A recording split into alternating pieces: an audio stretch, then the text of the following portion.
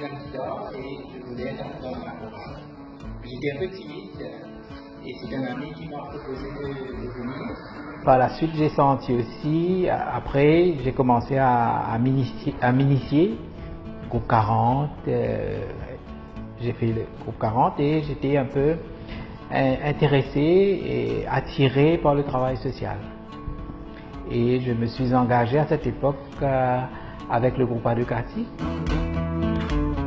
Mon papa était commerçant qui faisait porte-à-porte. Il travaillait beaucoup dans la région de Rochebois, etc. Cassis, Rochebois, dans les faubourgs de Port-Louis. J'ai touché du doigt la pauvreté parce que c'était porte-à-porte. Je découvrais les gens dans leur misère, dans leurs difficultés, au niveau de la violence dans les familles. Tout ça, comme si ça m'a beaucoup interpellé.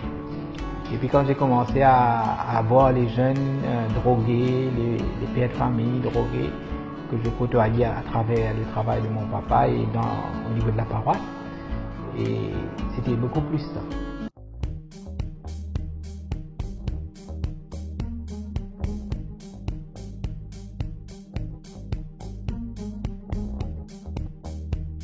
Ce qui m'a touché aussi, c'est une fois j'ai écouté un prêtre qui disait qu'il réactualise ce texte en disant mais aujourd'hui je suis drogué et moi quand je me suis engagé au niveau de la lutte contre l'analphabétisme, je me suis dit que aujourd'hui si Jésus était là, il allait dire que je ne savais pas lire et tu m'as aidé.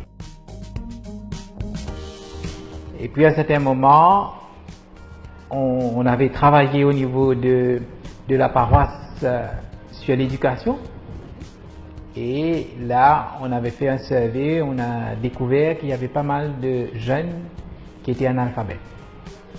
Et là je me suis dit que moi je vais m'en occuper. J'ai commencé à faire l'alphabétisation avec ces jeunes et d'où j'ai découvert que Caritas avait un programme d'alphabétisation.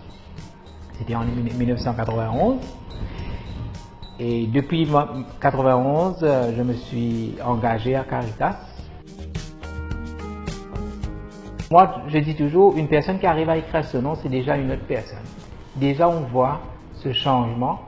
Et dans les témoignages, comme si, de dire que moi, ce que je suis en train de faire, de faire des choses courantes de la vie, des choses simples, mais pourtant, comment ces personnes-là, pour eux, c'est énorme ce qu'ils arrivent à découvrir, s'ils arrivent à compléter un formulaire, à voyager par le bus, des choses qui sont simples pour nous, mais de découvrir comme si cet regain de confiance, et c'est ça qui est gratifiant et c'est ça qui m'a aidé à rester. Ça fait 25 ans, plus que 25 ans que je suis dedans.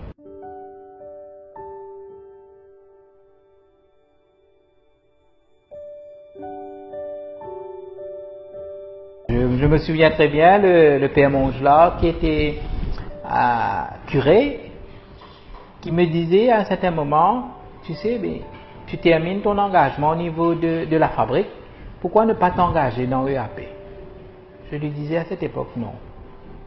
Tout ce qui est social, c'est pour moi, mais tout ce qui est pastoral, liturgie et autres, ça, c'est pas pour moi, ça. Un beau jour, après il était parti, c'était le père Laurent Rivette qui était curé, qui me disait, on avait une rencontre et qui me disait, tu sais, après la rencontre, j'aurais besoin de te voir. Il dit que je vais t'annoncer que tu as été retenu pour être candidat, comme si appelé pour être diacre permanent dans l'église. Et moi, je n'ai pas répondu tout de suite. Moi et ma femme, nous étions un peu comme Marie. Pourquoi nous et comment ça va se faire? Comme si quand Jésus avait dit, comme si je ne me considère plus de serviteur, je vous appelle mes amis, comme si c'était pour moi cette parole-là qui m'avait habité. Il disait que c'est vrai, peut-être je suis serviteur, mais il m'appelle à faire un pas plus loin. Quand Philippe avait appelé Nathanaël, et quand Nathanaël est venu, et que Jésus lui a parlé, et lui a dit que même avant, je t'ai vu, même avant que Philippe vienne t'appeler. Et c'est pour moi comme si c'est deux choses qui m'a permis de dire le oui, mais un oui de dire que je commence à faire le chemin.